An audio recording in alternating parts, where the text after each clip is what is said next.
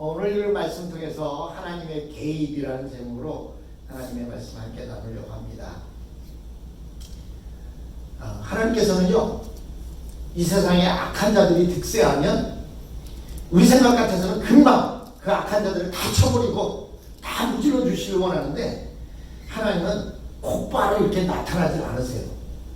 오래 침묵하고 계시다가 결정적인 순간에 도저히 아니다고 생각했을 때에 순간적으로 개입하셔서 악한 자들을 내리치신 것을 볼 수가 있습니다. 오늘 본문에 등장하는 사사기 5장 20절로 21절에 보면 이런 말씀이 있습니다. 별들이 하늘에서부터 싸우되 그 다니는 길에서 시스라와 싸웠다. 기손강은 그 무리를 표류시켰으니 이 기손강은 내 강이라. 내려오나 내가 힘있는 자를 밟았도다 라는 말이 나오고 있습니다. 여기 보니까 별들이 하늘에서부터 싸웠다라고 본문이 이야기하고 있습니다. 이게 도대체 무슨 뜻일까요? 별들이 하늘에서부터 싸웠다.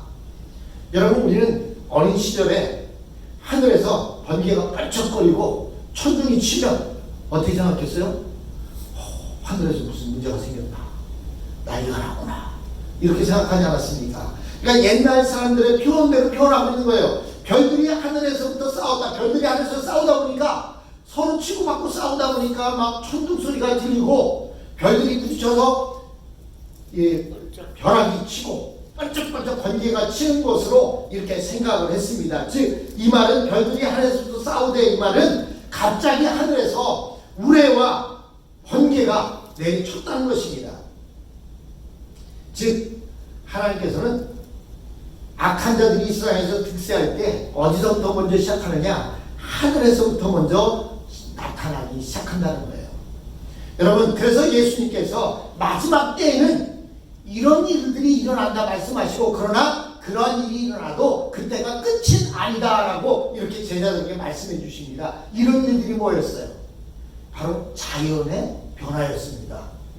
별이 떨어지기도 하고, 또 기근이 나고, 또 범람하고, 전쟁이 일어나고, 이런 사건들이 일어난다고 이야기합니다. 여러분 한번 보십시오. 아프가니스탄은 20여 년 동안 평화로웠던 그 지역이 갑자기 미군이 철수를 결정하고 나서부터 그냥 순식간에 망했습니다.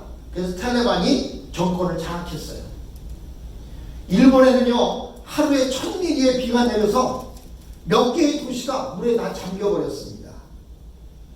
뿐만 아니라 중국에서도 몇 개 성이 엄청난 비로 인해서 댐이 무너지는 그런 사건들이 있었습니다.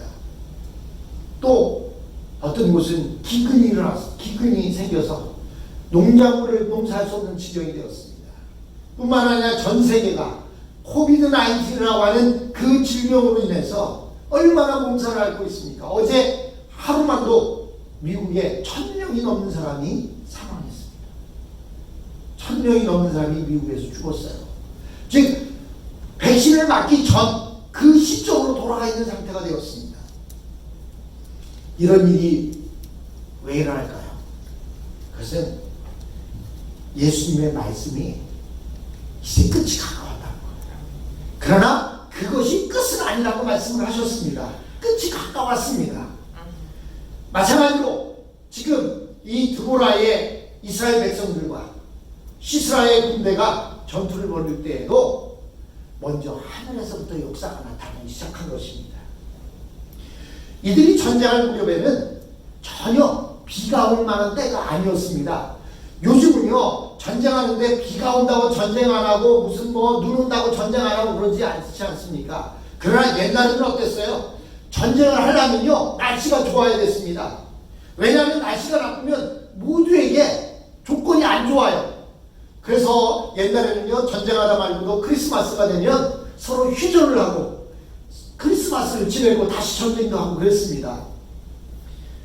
여러분, 그렇다면 이 시스라의 군대가 900승이나 되는 철병거를 이끌고 나올 때, 그들이 나올 때는 여러 가지 점성술을 통해서나 점술가들을 통해서나 그 다음 날씨를 알아보지 않았겠습니까?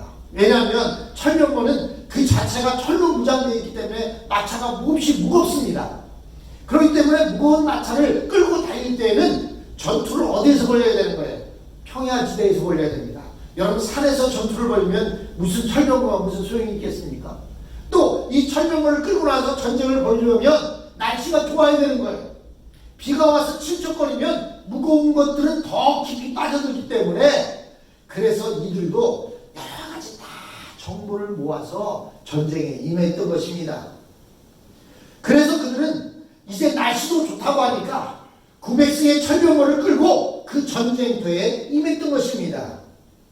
그런데 별들이 하늘에서 시스라와 싸우기 시작했다는 것입니다. 천둥과 번개가 내리치면서 비가 오기 시작하더니 그 비가 시스라의 군대만 따라다니면서 비를 내리는 거예요.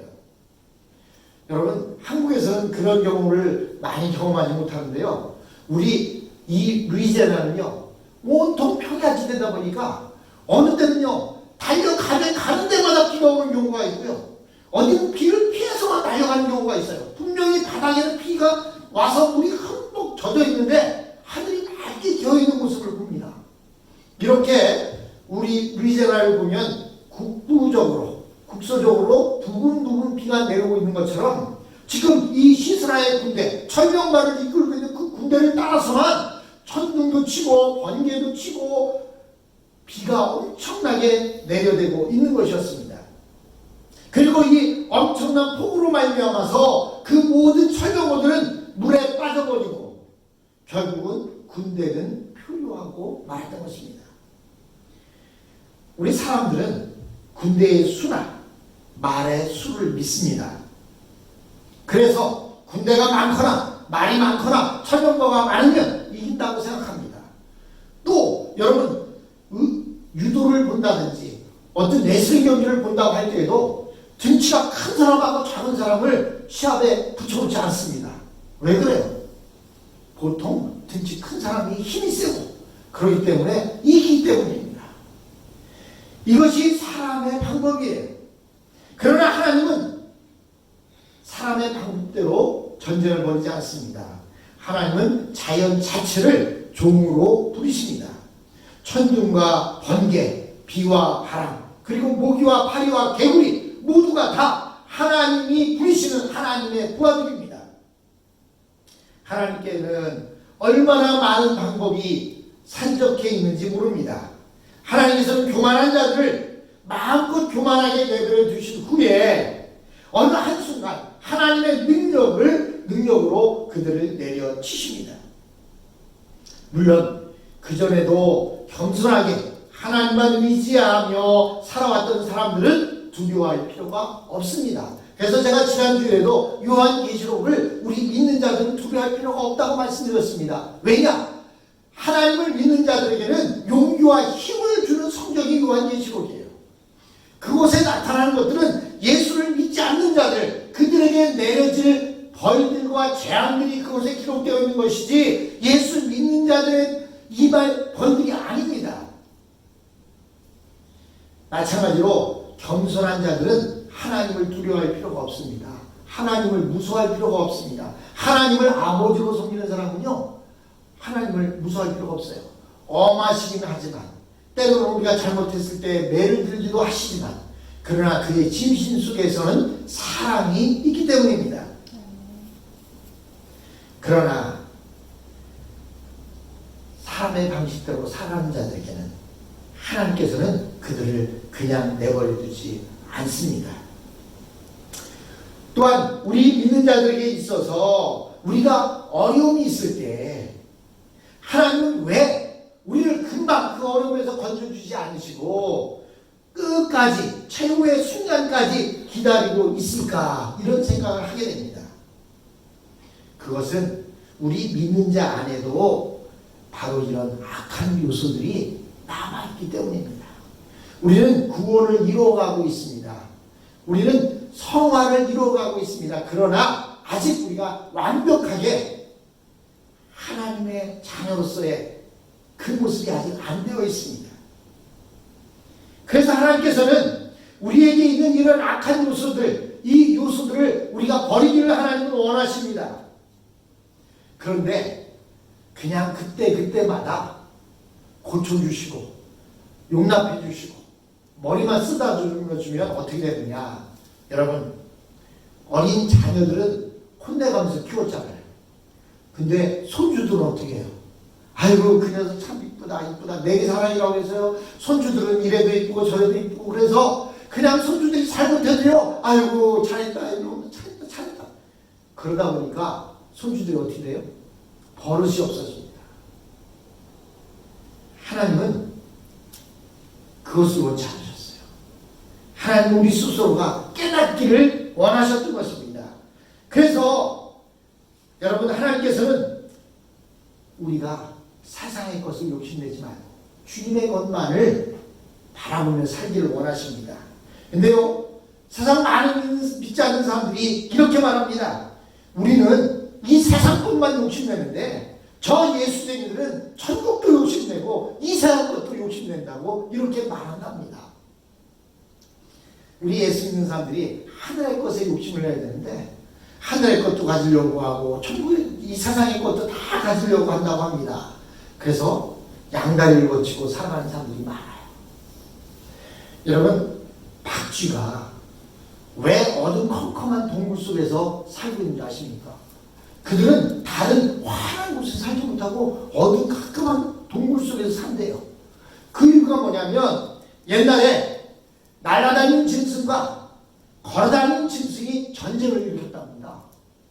그래서 전쟁을 막 하고 있는데 날아다니는 짐승들이 이기고 있을 때 박쥐가 날개를 펴서 팍팍 날리면서 하는 얘기가 나도 날아다니는 짐승이야 하고 날아다니는 짐승 편에 섰대요.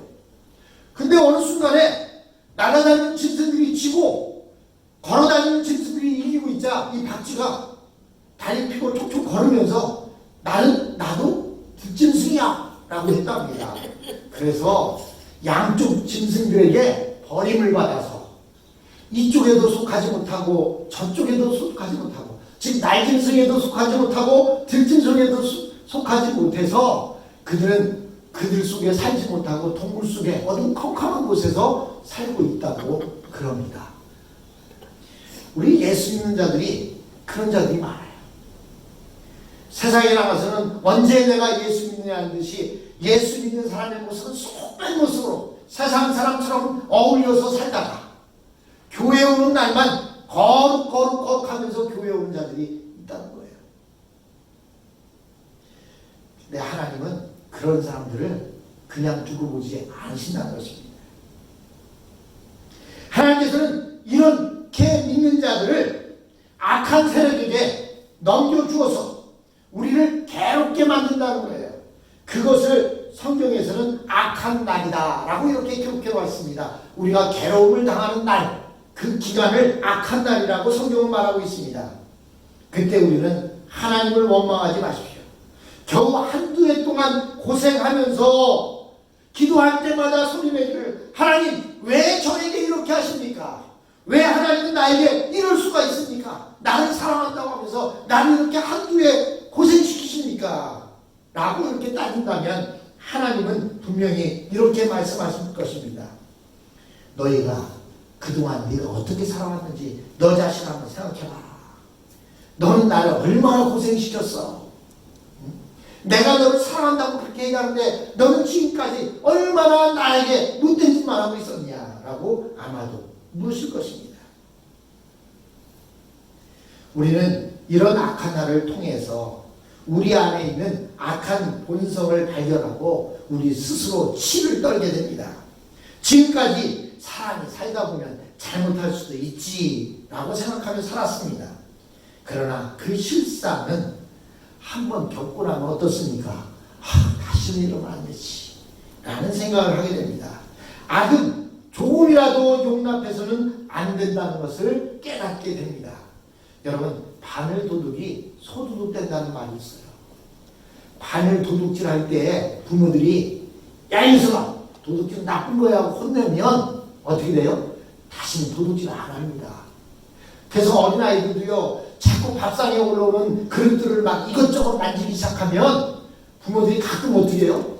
뜨거운 그 그릇에 손을 갖다 딱 됐다 뛰게 합니다. 그럼 어떻게 되죠? 애가 그냥 뜨거워서 깜짝 놀라서 자살하십니다. 그 다음부터는 어떻게 해요? 갖다가 주고 손을 대라 해도 안 됩니다. 여러분, 우리가 악을 한 번이라도 경험해 보면 다시는 이러면 안 되겠다 라는 생각을 하게 되는데, 만약 악을 겪어보지 않은 사람은 자꾸 악을 동정하려고 합니다. 그러나 악에게 한번 당해본 사람들은 절대로 타협하지 않습니다. 악과 비슷한 것만 보여도 타협하지 않습니다. 하나님은 바로 이런 태도를 원하고 계시는 것입니다. 그래서 우리는 하나님 앞에 있을 때 우리는 악의 모양은, 악은 조금이라도 그 모양은 다 버려야 하는 것입니다. 주님 앞에 나올 때 악의 모양은 다 버리고 나와야 됩니다. 근데 23절에 이어서 드보라는 이렇게 노래합니다. 메로스 사람들에 대해서 이야기합니다. 여호와의 사자의 말씀에 메로스를 저주하라. 너희가 거듭거듭 그 거민을 저주할 것은 그들이 와서 여호와를 돕지 아니하며 여호와를 도와 용사를 치지 아니하였다라고 이렇게 본문을 말하고 있습니다. 메로스 거민은요, 납달리 지방에 살고 있는 메로스 사람들을 가리킵니다. 이스라엘 사람들이 죽을 힘을 당해 그 야빈의 군대와 싸울 때 그들은 구경만 했습니다. 하나님이 함께 하시는 전장이라고 해서 무조건 쉬운 것은 아닙니다. 여러분, 우리가 예수 믿는다고 해서 예수 믿는 사람들에게 그냥 물질 넉넉히 펑펑 주고 건강 주고 자녀들 다 잘되게 해주고 이렇게만 한다면 얼마나 이 세상이 쉽겠습니까? 그리고 그렇게만 된다면 예수 안 믿는 사람이 어디 한 명이나 있겠습니까? 여러분, 하나님이 함께 하시는 전쟁이라 할지라도 무조건 쉬운 것은 아닙니다. 이스라엘 백성들은 하나님이 함께하는 전쟁이라 할지라도 힘을 다해 싸워야 합니다. 여러분, 모세가 산에서 손을 들고 있을 때 들고 있는 동안에는 승리했죠. 팔에 힘이 들어서 손이 내려가면 그 전쟁에서 집니다. 여러분, 손을 들고 있다고 해서 모세만 손 들고 있었나요? 그 아래에서는 여호수아의 군대들이 죽을 힘을 당해서 전투를 벌이고 있었습니다. 여러분, 하나님이 함께 하시는 전쟁이라고 해서 가만히 감나무 밑에서 입 벌리고 있다고 해서 감이 떨어지는 것이 아니라는 사실입니다. 이스라엘 백성들은 사력을 다해 싸워야 했고 아주 위험한 지경에 빠지기도 했던 것입니다. 그럴 때 이 메로스 사람들이 조금만이라도 도와주었다면 큰 힘이 되었을 텐데 그들은 끝까지 모른 채 했습니다. 저희 어머니가 고추밭에 풀을 매러 가면 저를 꼭 데리고 가려고 하세요. 저는 어린 나이에 그런 거 가기 싫죠. 그때 학교 속에 엄마랑 같이 내가 왜 가요? 근데 어머니는 그렇게 가는 걸 원하세요. 그래서 가서 조금 풀을 매다 보면 사실 제가 한 자리는 엄마가 다시 또 와야 돼요. 그냥 건성건성 해놓으니까. 근데요, 어머니는 그래도 아들을 데리고 가려고 합니다. 그래서 제가 물어봤어요. 엄마, 내가 가면 일만 자꾸 번거롭게 만들고 그러는데 왜 저를 이렇게 데리고 가려고 하세요? 아들이 옆에만 있어도 힘이 난다. 하나밖에 없는 아들이 옆에 앉아만 있어도 힘이 나서 일을 한다는 거예요. 지금 이 이스라엘 사람들이 싸우고 있을 때 메로스 사람들이 그 전쟁에 나와서 죽을 둥 살 둥 싸우지 않아도 옆에만 있어줘도 힘이 났을 텐데 그들은 끝까지 이스라엘 백성들이 싸우는 그 전쟁을 모른 채 했습니다. 이스라엘 백성들은 먹을 것도 못 먹고 잠도 못 자가면서 목숨을 걸고 싸우고 있는데 다른 한쪽에서는 두 다리 쭉 뻗고 먹을 거 다 먹고 잠잘 거 다 자가면서 지내고 있다고 한다면 얼마나 분한 마음이 들겠습니까?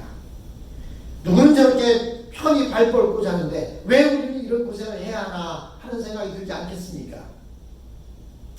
참된 신앙을 가진 사람들에게 가장 무서운 적은 영적 싸움을 포기하고 세상적인 방법으로 살아가는 사람들입니다. 이런 자들은 믿음 때문에 고생하는 사람들을 싫어합니다. 그렇게 구차하게 살기 싫다는 거예요. 그래서 여러분, 그 군대에 가면요, 상관 중에 누가 쫄병을 제일 많이 괴롭히는 줄 아십니까? 쫄병 때 괴롭힘을 제일 많이 받은 사람이요, 고참이 되면 그 쫄병들을 또 괴롭히는 거예요. 여러분, 괴롭힘을 많이 받았으면 어떻게 해야 될까요? 저 고참들이 나를 저렇게 괴롭혔으니까 나는 고참이 되면 내 쫄병들은 저렇게 괴롭히지 말아야지, 이래야 되는 것이 보통 아닙니까? 그런데요, 고참 쫄병 때 괴롭힘을 많이 당한 사람들이 고참이 돼서 또 쫄병들을 괴롭혀요. 고아원에서 생활했던 사람들이 고아 출신들을 더 모른 채 하는 이유가 무엇입니까? 그것은 바로 자기의 떠올리기 싫은 그 과거가 있기 때문입니다. 이 메로스 사람들은 영적인 싸움을 싫어하는 사람들이었습니다. 그들은 자신들을 놓고 그들은 가난한 사람이라고 여겼습니다. 그러면 우리는 가난한 사람이니까 너희 싸움에 상관할 필요가 없다라고 이렇게 말하고 있었던 것입니다. 여러분, 요즘은 한국 사람들이 이민 올 때 왜 이민 오시는지 아십니까? 뭔가 좀 더 나은 환경 속에서 자녀들을 공부시키고 나은 환경 속에서 잘 살아보기 위해서 한국에서 미국에 왔었습니다. 근데 요즘은요, 미국에 가자고 해도 안 간다고 해요. 우리나라가 더 살기 좋은데 왜 미국에 갑니까? 말 통하는 한국 사람들끼리 먹을 것 천지고 돈 많고 부유하게 사는데 뭐하러 미국까지 가서 말 안 통하는 곳에 가서 그렇게 고생하려고 합니까? 라고 이야기한대요. 근데 옛날에 독재 정권 시대는 어때요? 여러 가지로 그 말 잘못해서 어려움 당하고 또 이렇게 그 큰 시련을 당했던 사람들이 도망오듯이 미국에 이민을 온 사람들이 있습니다. 이런 사람들은요, 한국에 대해서 얼마나 그 생각하기 싫었는지 미국에 와서도 한국말을 한 번도 하지 않고 살고 자식들에게도 한국말을 가르치지도 않고 이렇게 살았다고 합니다. 그리고 나는 핏속까지 미국인이다 라는 생각을 가지고 살았다는 거예요. 그러나 결국 그들이 부인할 수 없는 한 가지 사실이 있습니다. 그것은 뭐냐면 아무리 자기가 핏속까지 미국인이라고 말한다 할지라도 그 피에는 한국인의 피가 흐르고 있다는 사실입니다. 그래서 아무리 큰 상처를 입었어도 한국의 사정이 어렵다는 소식이 들리면 그 소식을 듣고 가슴 아파하고 자기가 모아놨던 돈들을 성금으로 이렇게 보내는 그런 모습들을 보게 됩니다. 오늘날에도 미국 살면서 그렇게 미국이 싫어서 떠나왔던 사람들조차도 어떻게 해요? 한국에 안 좋은 소식들이 들려오면 가슴 아파하고 미국 뉴스보다 한국 뉴스에 더 귀 기울이고 또 미국 드라마보다 한국 드라마를 보면서 옛날을 추억하며 살고 있지 않습니까? 여러분, 참된 하나님의 백성이라면 믿음 때문에 고난당하는 자들이 아무리 싫어도 끝내 외면하지는 못합니다. 물론 자기는 잘 사는 것이 좋고 세상적으로 성공하는 것이 좋지요. 그러나 아무리 부인하려고 해도 고난받는 하나님의 백성들을 머리에서 깨끗이 지울 수는 없는 거예요. 그래서 우리 교회를 나오다가 쉬고 있는 자들, 그들을 생각하면 안타깝고 어떻게 해서든지 그들이 주님 앞에 나오기를 원하고 그래서 그들을 위해서 기도하게 되는 것입니다. 그래서 한편으로는 싫어하면서도 결국에는 그들의 어려움에 개입하지 않을 수가 없습니다. 그런데 메로스 사람들은 그것에 개입하지 않았다는 거예요. 메로스 사람들은 하나님의 백성이라고 하면서도 끝까지 이 어려움에 동참하지 않았습니다. 그들은 이스라엘 백성들의 마음을 무너뜨려서 하마터면 영적인 전쟁을 포기할 뻔하게 만든 장본인들이었습니다. 여러분, 아무리 힘들어도 옆에서 잘한다 그러면 나도 모르게 힘이 나는 것처럼, 우리 어머니가 밤내러 가서 아들이 그냥 옆에만 있어도 힘이 나는 것처럼 그냥 보여줘만 한 척만 해도 좋은데 그렇지 않으면 갑자기 낙심하게 되고 낙담하게 되고 결국에는 그 전쟁에서 질 수도 있는 상황에 이르게 되는 것입니다. 그래서 하나님의 사자는 메로스를 영원히 저주하라고 이렇게 말씀하고 있는 것입니다. 저주하고 저주하라고 성경은 표현해놓고 있습니다. 고생하지 않고 자기 이승만 챙기려고 하는 빤질빤질한 그리스도인, 그들은 믿음으로 살려고 하는 사람들을 실족해 만드는 사람들이기 때문입니다. 그들은 결코 하나님의 축복을 받지 못할 것입니다. 고난을 함께 받지 않으면 영광도 함께 얻지 못한 것입니다. 결국 이 메로스 사람들은 하나님의 사자부터 저주를 받게 됩니다. 이스라엘의 전쟁에 함께 동참하지 않은 것은 아이고 나라 동참하였으니까 말지가 아니라 저주의 대상이 된다는 것입니다. 사랑하는 성도 여러분, 고난받는 우리의 이웃들이 있습니까? 여러분, 그것을 박수치며 좋아하는 우리의 모습이 아니라 그것에 함께 동참해 줄 수 있는 우리의 모습이 되었으면 합니다. 그래서 이런 말이 있습니다. 기쁨을 나누면 뭐가 되고요? 2배가 되고, 슬픔을 나누면 어떻게 된다고요? 반이 된다고 이야기합니다. 사랑하는 성도 여러분, 우리 이웃 가운데 있는 그리스도인들 가운데, 또 믿지 않는 사람들 가운데, 어려움 가운데 있거나 고통 중에 있는 자들이 있다면 우리가 그들을 외면하지 말고 위에서 기도해 주시고 찾아가서 격려해 주시고 위로해 주신 그런 우리의 모습이 되었으면 합니다.